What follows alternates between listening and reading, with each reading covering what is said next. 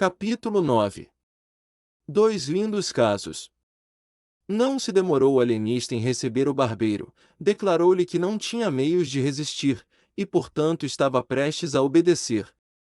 Só uma coisa pedia, é que o não constrangesse a assistir pessoalmente à destruição da Casa Verde.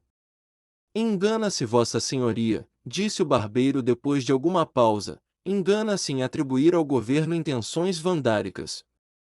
Com razão ou sem ela, a opinião crê que a maior parte dos doidos ali metidos estão em seu perfeito juízo, mas o governo reconhece que a questão é puramente científica e não cogita em resolver com posturas as questões científicas. Demais, a Casa Verde é uma instituição pública, tal a aceitamos das mãos da Câmara dissolvida. Há entretanto por força que há de haver um alvitre intermédio que restitua o sossego ao espírito público. O alienista mal podia dissimular o assombro, confessou que esperava outra coisa, o arrasamento do hospício, a prisão dele, o desterro, tudo, menos, o pasmo de Vossa Senhoria, atalhou gravemente o barbeiro, vem de não atender à grave responsabilidade do governo. O povo, tomado de uma cega piedade que lhe dá em tal caso legítima indignação, pode exigir do governo certa ordem de atos, mas este, com a responsabilidade que lhe incumbe, não os deve praticar, ao menos integralmente, e tal é a nossa situação. A generosa revolução que ontem derrubou uma Câmara vilipendiada e corrupta, pediu em altos brados o arrasamento da Casa Verde, mas pode entrar no ânimo do governo eliminar a loucura? Não. E se o governo não a pode eliminar, está ao menos apto para discriminá-la, reconhecê-la? Também não, é matéria de ciência. Logo, em assunto tão melindroso, o governo não pode, não quer dispensar o concurso de Vossa Senhoria. O que lhe pede é que de certa maneira demos alguma satisfação ao povo. Unamo-nos, e o povo saberá obedecer. Um dos alvitres aceitáveis, se Vossa Senhoria não indicar outro, seria fazer retirar da Casa Verde aqueles enfermos que estiverem quase curados e bem assim os maníacos de pouca monta, etc.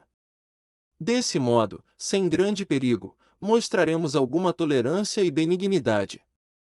Quantos mortos e feridos houve ontem no conflito? Perguntou Simão Bacamarte depois de uns 3 minutos. O barbeiro ficou espantado da pergunta, mas respondeu logo que 11 mortos e 25 feridos. 11 mortos e 25 feridos! Repetiu 2 ou 3 vezes o alienista. E em seguida declarou que o alvitre lhe não parecia bom, mas que ele ia catar algum outro, e dentro de poucos dias lhe daria resposta. E fez-lhe várias perguntas acerca dos sucessos da véspera, ataque, defesa, adesão dos dragões, resistência da Câmara, etc., ao que o barbeiro ia respondendo com grande abundância, insistindo principalmente no descrédito em que a Câmara caíra.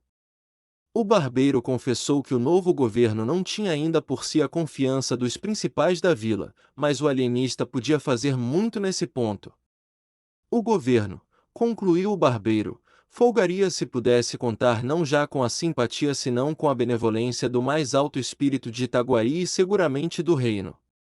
Mas nada disso alterava a nobre e austera fisionomia daquele grande homem que ouvia calado, sem desvanecimento nem modéstia, mas impassível como um deus de pedra.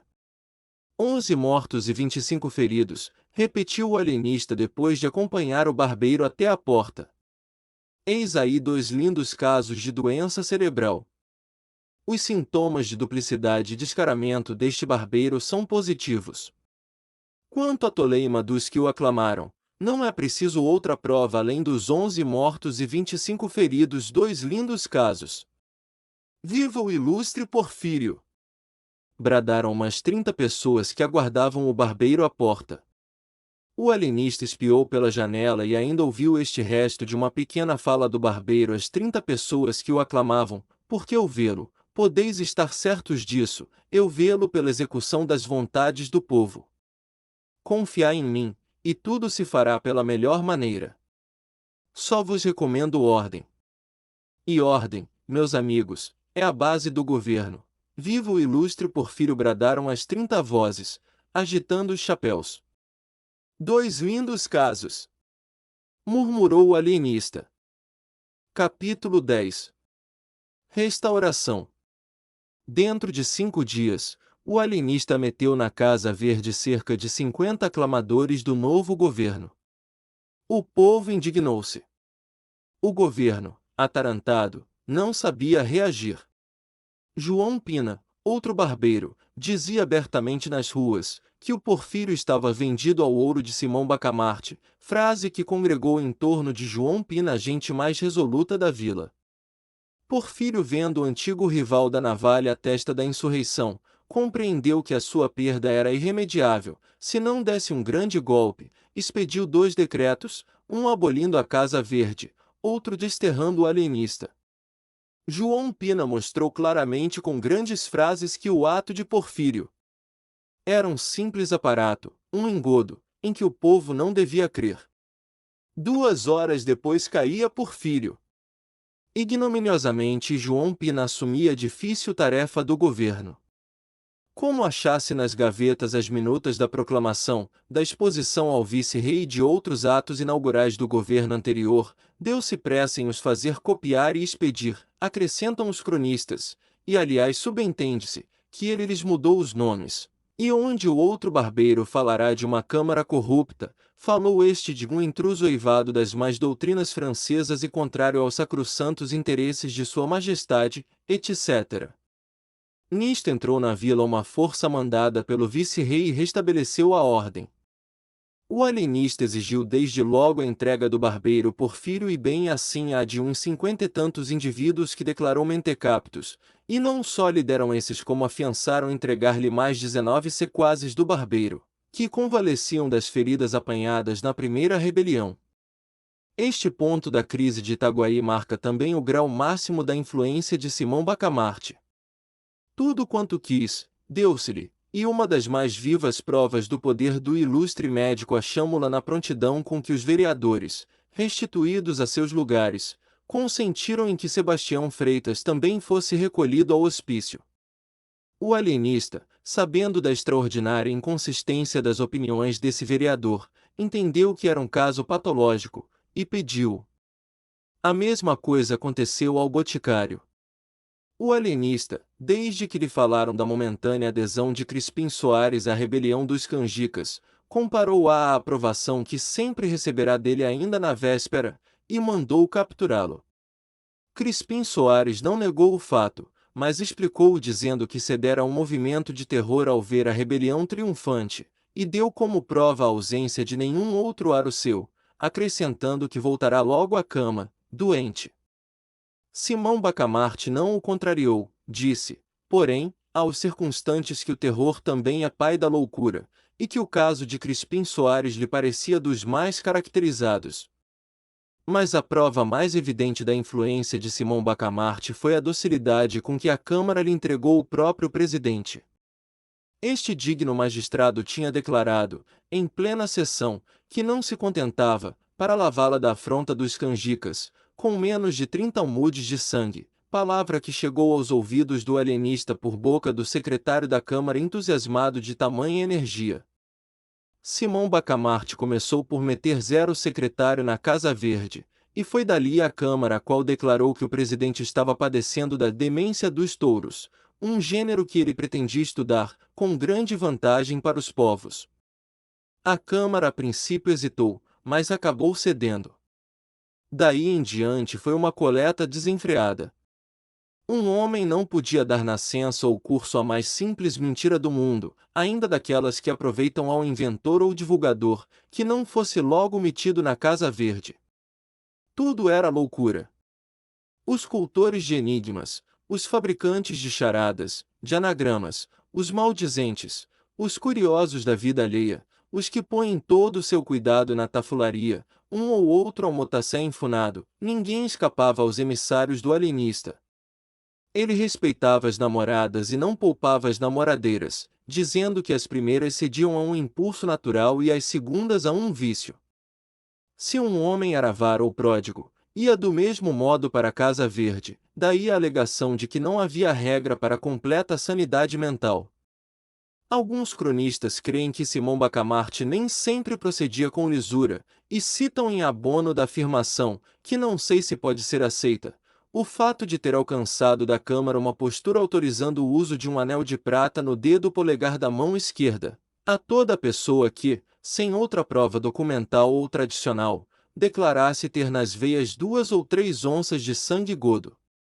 Dizem esses cronistas que o fim secreto da insinuação à Câmara foi enriquecer um ourives amigo e compadre dele, mas, conquanto seja certo que o ourives viu prosperar o negócio depois da nova ordenação municipal, não o é menos que essa postura deu à Casa Verde uma multidão de inquilinos, pelo que, não se pode definir, sem temeridade, o verdadeiro fim do ilustre médico. Quanto à razão determinativa da captura e aposentação na Casa Verde de todos quantos usaram do anel, é um dos pontos mais obscuros da história de Itaguaí. A opinião mais verossímil é que eles foram recolhidos por andarem a gesticular, à loa, nas ruas, em casa, na igreja. Ninguém ignora que os doidos gesticulam muito. Em todo caso, é uma simples conjetura, de positivo, nada há. Onde é que este homem vai parar? Diziam os principais da terra. Ah! Se nós tivéssemos apoiado os canjicas! Um dia de manhã, dia em que a Câmara devia dar um grande baile, a vila inteira ficou abalada com a notícia de que a própria esposa do alienista fora metida na Casa Verde. Ninguém acreditou, devia ser invenção de algum gaiato. E não era, era verdade pura. De Evarista fora recolhida às 2 horas da noite. O padre Lopes correu ao alienista e interrogou-o discretamente acerca do fato. Já há algum tempo que eu desconfiava, disse gravemente o marido. A modéstia com que ela viverá em ambos os matrimônios não podia conciliar-se com o furor das sedas, veludos, rendas e pedras preciosas que manifestou logo que voltou do Rio de Janeiro. Desde então comecei a observá-la. Suas conversas eram todas sobre esses objetos. Se eu lhe falava das antigas cortes, inquiria logo da forma dos vestidos das damas. Se uma senhora a visitava na minha ausência, antes de me dizer o objeto da visita, descrevia-me o trajo, aprovando umas coisas e censurando outras. Um dia, creio que Vossa Reverendíssima há de lembrar-se, propôs-se a fazer anualmente um vestido para a imagem de Nossa Senhora da Matriz. Tudo isto eram sintomas graves. Esta noite, porém, declarou-se a total demência.